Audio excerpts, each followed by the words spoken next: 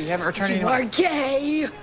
Hey everybody, it's me, RunnerEye, and today we're going to be talking about some of the queens who revolutionized Drag Race. Drag Race is a very different show now when compared to what it started out as, and a lot of these changes that the franchise has been through can actually be attributed to certain queens from the show. So I thought, why not make a video discussing the stories of 10 queens who had a huge impact on the show and changed Drag Race into what it is here today. So in no particular order, let's get into it right now. So the first queen we're going to be talking about here today is Jujubee, who got so drunk during the Rockers Chicks Challenge on season 2 that production now limits the queens to 1 cocktail per episode. Now this crazy story was confirmed by not only Raven, but also by the entirety of the season 2 cast at DragCon 2017. The story goes that in the Rocker Chicks Challenge on season 2, when the queens were made to sing a rock version of RuPaul, the cast wasn't super enthusiastic about how they would have to sing live in front of an audience and in front of RuPaul, and obviously, like most people can't sing,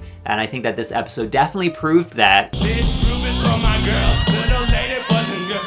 This group is for my little lady boys and girls. So Raven told production that she didn't want to go out onto the stage sober, so then Jujubee suggests to one of the PAs that he should get some cocktails for the group so they could have a little bit of something going up on that stage. So production brought in cocktails and they left the bottle of alcohol in there with them, so everyone got really turned. Especially Jujubee. And Jujubee not only finished her own glass, but she ended up going around to other people and she started stealing their cocktails so that she could drink them as well. Drinks Jessica's, then drinks Tyra's. and actually, I set mine down, I drank half, and when I looked around, it was gone. And so as you can imagine, before Jujubee went out on the stage to do her number, she was very not in a sober state of mind. And so the rest of the episode, you can actually watch Jujubee just drunk the entire time. And if you remember this episode, you'll remember that Jujubee does get put in the bottom for her performance in the challenge, and she delivers one of the best lip syncs of all time. Like, this lip sync is hailed one of the best lip syncs in the entire franchise, and it's just an added layer of complexity to this situation, knowing that she's like plastered during this. But because of this, hectic mess of allowing the queens to drink too much alcohol and Jujubee being extremely intoxicated up on the stage, production made a rule after this episode and refused to give the queens anything more than 1 cocktail per episode. And that's a rule that's still in effect today. If you watch any episode of Untucked, when the girls come into the room, they always have 1 cocktail that they grab off of the table and they never get another one. So next up we have Alyssa Edwards, who performed so badly in the season 5 Snatch Game that it led production to abandon immunities for 11 seasons. Now, something that's often forgotten about older seasons is that if you won a challenge in the first half of the season, you were granted immunity, which meant that you couldn't be eliminated in the next episode. And these immunities were granted every single season up until season 5, and the last person to ever be given immunity was Alyssa Edwards, and she won it for the Black Swan Why It Gotta Be Black challenge, but the immunity that she won that episode saved her from being in the bottom 2 in the season 5 Snatch Game, where she did one of the worst Snatch Game performances of all time. Have you ever kissed a girl? Well, never. But, yeah. Alyssa tried to do a Katy Perry impression, but she ended up flopping it so badly that even RuPaul told her to RuPaulologize to Katy Perry on Twitter. This week you let down Katy Perry. I want you to tweet an apology to her tonight. Hashtag RuPaulology. And because this was the last time that we ever saw immunity on the show up until season 16, which we'll get to, it became like a running joke / rumor that it was because Alyssa Edwards bombed so badly that they just decided to get rid of immunity altogether, because they thought that it was unfair that someone who did so badly in the Snatch Game didn't end up in the bottom 2. But like I said, they brought immunity back for the current season 16. So Alyssa Edwards no longer has to live with the guilt of making them get rid of immunity for the rest of eternity. She only has to live with the guilt of making them get rid of it for the past decade. So next up we have Roxy Andrews, who revolutionized wig reveals. Now, wig reveals have gone through quite a journey on Drag Race. In the early seasons of Drag Race, taking off your wig mid-performance was seen as this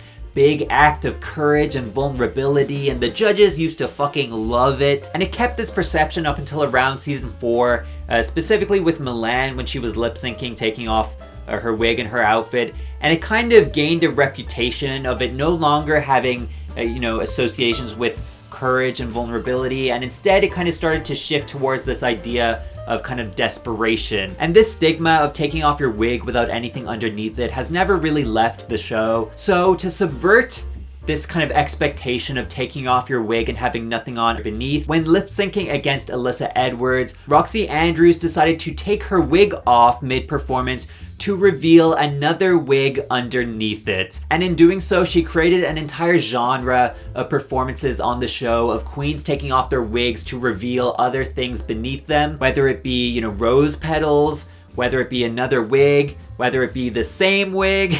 Wig reveals became a huge part of the show after this performance. So next up we have Kennedy Davenport, who defied production by portraying the first ever male character on Snatch Game. Prior to season 7, just doing male anything on Drag Race was very controversial, as you can see with both Alaska on season 5 getting chastised during the Draggle Rock Challenge, and we also have Milk, who was chastised for dressing as RuPaul on the runway and for doing, a beard on the runway in season 6. But when it came to Snatch Game specifically, Kennedy was the first person to portray a male character, which had been something that people had stayed away from before, not even touched it with a 10-meter pole. It was just seen as a too dangerous thing to do. And despite all odds, she ended up performing one of the best Snatch Games of all time. Dorothy blanks the Tin Man. She tightens the screws, 'cause we all love a tight screw. Oh. And because she did so good as this male character on the show, ever since then, you've been allowed to do male characters on Snatch Game and there's been absolutely no problem to it. Sometimes RuPaul has even encouraged people to do male Snatch Game characters. Can I see, please, just a little bit of your Macaulay Culkin?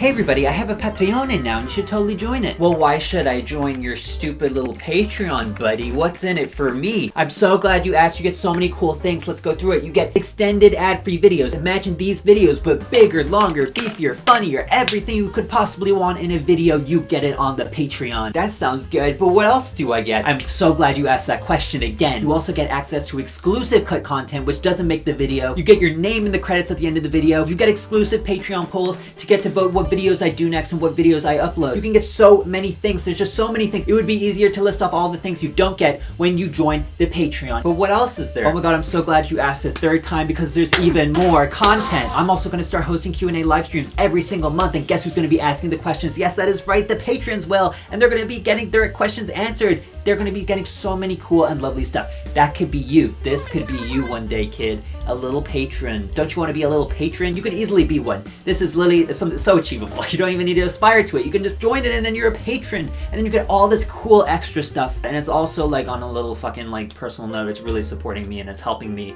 as a creator to be able to do this for you. So I would really appreciate it. Anyway, the Patreon is where it's at. Go get it. So the next queen who revolutionized the show is Shangela, who invented lipstick mirror messages. So lipstick mirror messages is probably one of the most famous parts of Drag Race, when the eliminated queen comes into the workroom and she writes a little message on the mirror for the contestants who are still in the competition. However, before season 2, this actually was not a thing, and a lot of people have not watched season 1, but when season 1 happened, they would just, walk to the back of the stage and just disappear into the night. And then they would just magically appear back for the reunion. But, there was no kind of closure when it came to the queens until Shangela was eliminated first on season 2, and she decided to write a little message on the mirror for the girls who were still in the competition. And production liked this idea of the queens coming into the workroom and writing their little message on the mirror so much that they started to force every other eliminated queen to do it. And literally every single eliminated queen since season 2, when Shangela was first eliminated, has done a lipstick mirror message. It's like one of the main parts of the show now. So next up we have BB, who inadvertently created the rule that queens must reveal who they choose to eliminate in All Stars. So after winning season 1 of Drag Race, BB Zahara Benet came back for All Stars 3 to compete once again, and in the Handmaids to Kitty Girls episode, BB wins the challenge and has the opportunity to eliminate either Trixie Mattel, Shangela, or Kennedy Davenport. And after lip syncing and losing to Dayla, it meant that she would have to go back to the workroom and she would have to reveal who she chose to get rid of but wasn't able to get rid of because she didn't win the lip sync. But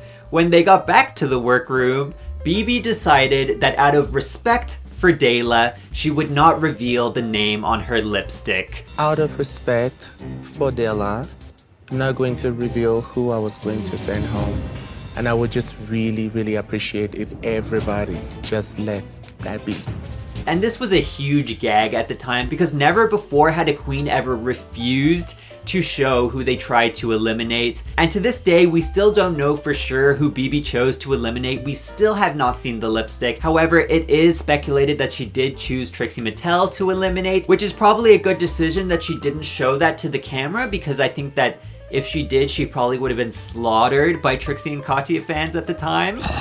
So after this entire debacle, the next episode, a rule was implemented in Drag Race All Stars that said that the queens have to show and they have to own up to who they chose to eliminate in the voting process. And this is something that both BB and Trixie Mattel talked about on the pit stop very recently. How often do people ask you about the name on the lipstick? Bitch, I did it though.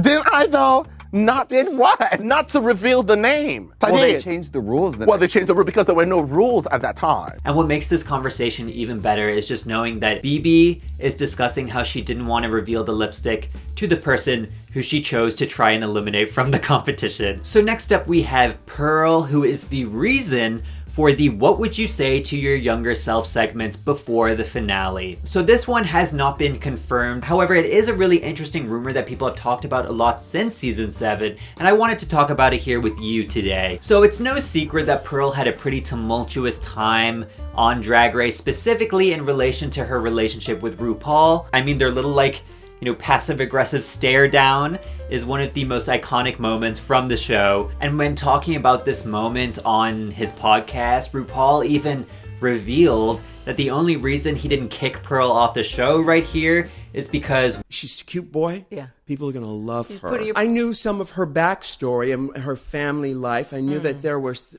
things that I couldn't really come for her in a way. She's already vulnerable. Yes. I knew she was going to be a popular character. And I didn't want to fucking go off and say, you know what, let me help you pack your fucking bags right now, bitch, because you're fucking out of here now! Right. You know? it was very clear that production also wanted Pearl to talk about her difficult upbringing on the show. So after Pearl's constant refusal to talk about this very private thing that you probably shouldn't be pressuring anyone to talk about, it was rumored that production made up the What Would You Say to Your Younger Self segment before the finale so that they could kind of capture Pearl in like this little corner where, hey, this is part of the, we're directly asking you now on the main stage in front of the judges. You can't really say, well, I don't want to talk about that, sorry, and just disrupt the entire show. You kind of have to talk about it now. And after season 7, this was repeatedly used. It's kind of used on and off, then every now and then we get the kind of, what would you say to baby whoever, and it's kind of a memeable part of the show now. I know that not too many people enjoy these segments because they see it as kind of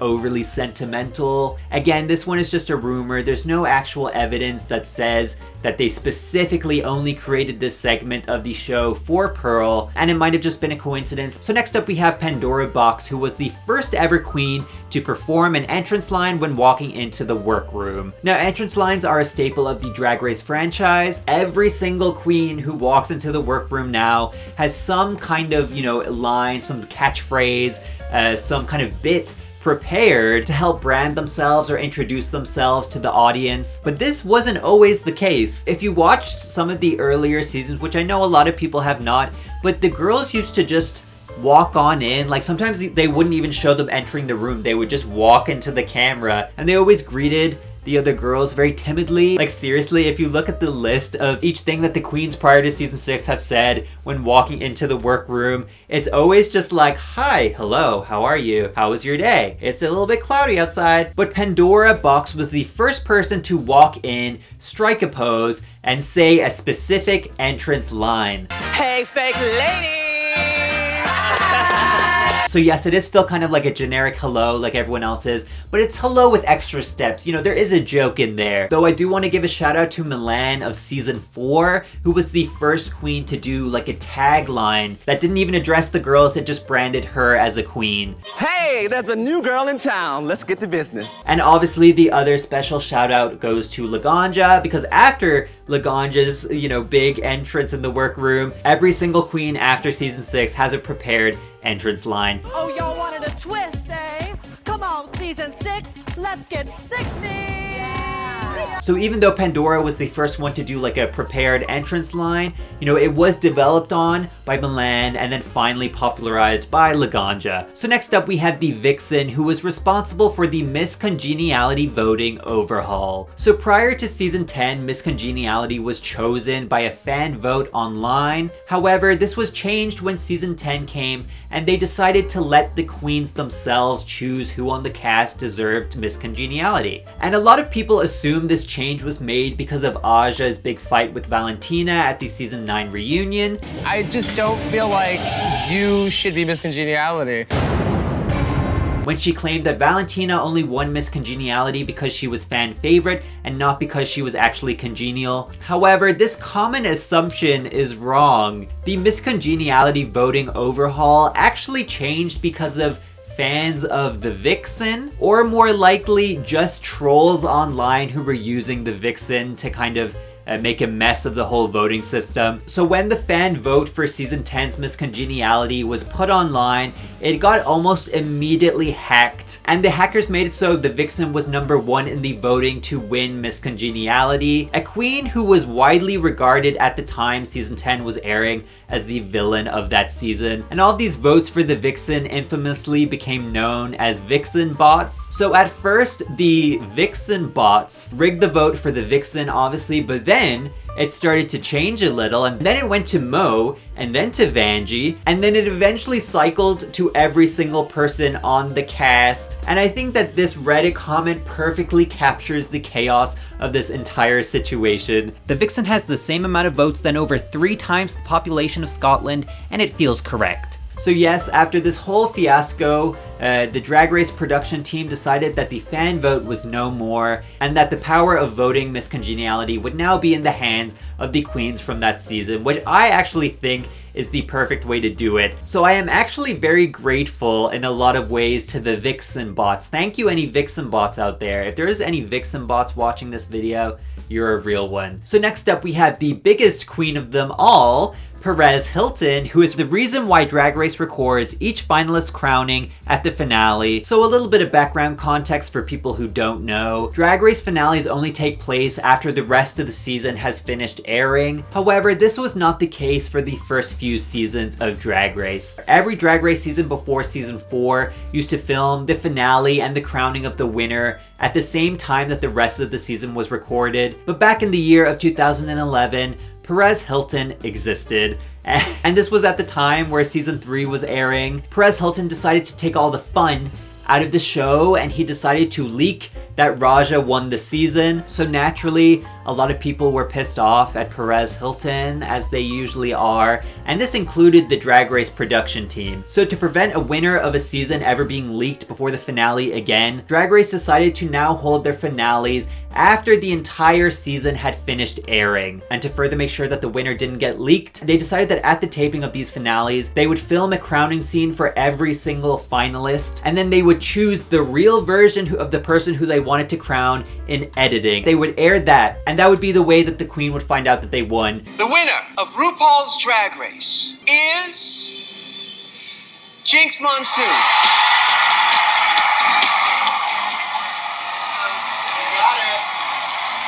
got it. I'm so happy for you. You got it.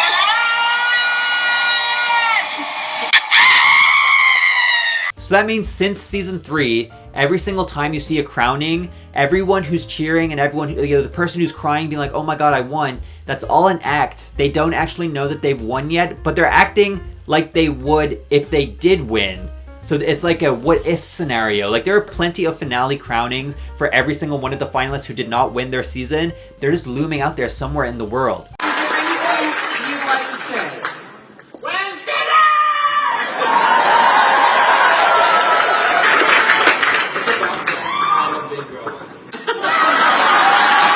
So there are so many crowning reactions that we have not seen. And that's why there's loads of compilations online of like winner reacting to them winning. And it's not actually, them, in the show reacting to them winning, because we all know that that's fake now. It's them sitting on a sofa watching the episode to see who won. That's how they found out they won, is by watching the episode. They find out along with everyone else. And that's all thanks to Perez Hilton. So those are the game-changing queens that I was able to pick out. If you have any other ones that I missed here, please put them in the comments. I'd love to read through them. Thank you so much for watching. Please like, subscribe, and comment. Most people who watch me aren't even subscribed, which is crazy. It's literally just the click of a button, and it literally changes and transforms my entire life for the better. So I would really appreciate it. You can watch an extended version of this very video and previous videos that I've done on Patreon. There's a link to that in the description. I have a Twitter, Instagram, and TikTok. If you want to go check out any of those, please do. Thank you so much for watching, and I'll see you in the next video.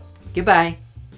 Thank you so much to everyone who supports me on Patreon. Look at all these beautiful names here of all these beautiful people. It really helps out, and I really appreciate it from the bottom of my heart. I'd like to give an extra special shout out to Eve, Dip, Oliver Wyatt, Emilia Garange, Giovanni Vaccari. I know I pronounced that right because I did holiday to Italy for like 2 days last year, so I know I basically am fluent in Italian. Anyway, Ewan Wyatt, Vico Pop, Matt F, and Tone, my boy Tone. Thank you so much, everyone who I just mentioned there, and also thank you to the rest of the patrons. I really appreciate it, and my love is greatly extended to you. Thank you.